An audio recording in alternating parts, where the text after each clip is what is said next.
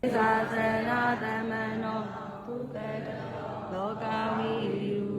နောတောဝိဒာဓမ္မသာရိသတ္တာတိဝနောဒဘုသောဘဂဝါသက္ခသောဘဂဝတာဓမ္မောအနိတိကောအာကာရိကောဣရိပတိကောဟောပါရိကောပစ္စကံဝိတဘောဝိယုနိသောပရိပန္နောဘဂဝါတောတာဝကတံကောသောပရိပန္နောဘဂဝါတောတာဝကတံကောယာယပရိပန္နောဘဂဝါတောတာဝကတံကောအမိစိပရိပန္နောဘဂဝါတောတာဝကတံကောယေယသတ္တာရိဥရိယာယုပါတိအကာဝိယဘုဂ္ဂလာ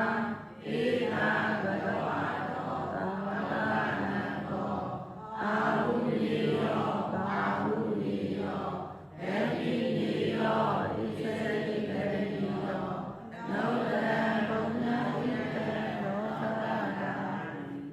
ရဟတာရိနဝဂုဏိအဟံသာရှိသောဥပါသောဂုဏတော်တို့နှင့်သမဏဂတံပြည့်စုံတော်မူသောနာထံလူမြတ်တို့၏ကိုယ်ဝေယဖြစ်တော်မူသောဘုဒ္ဓံအတ္တောတိရှာတတိယမြတ်စွာဘုရားကိုဩရေကအဘိမတ်၏စေတိယက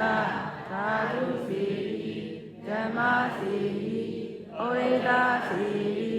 ပရိဘောဂစီရောမြတ်အား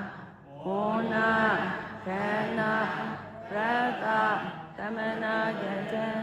အစင်အနံရာဂာမိပိသောတော်မူသောဣ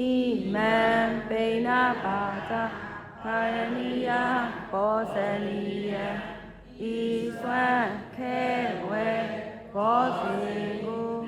ဒေမိလူရန်ပါဤအရှင်ဖျားဣရမိပုံယံအာတဝေခယဝဟံဟောတုဣရမိပုံယံနိဗ္ဗာနတပစ္စယောဟော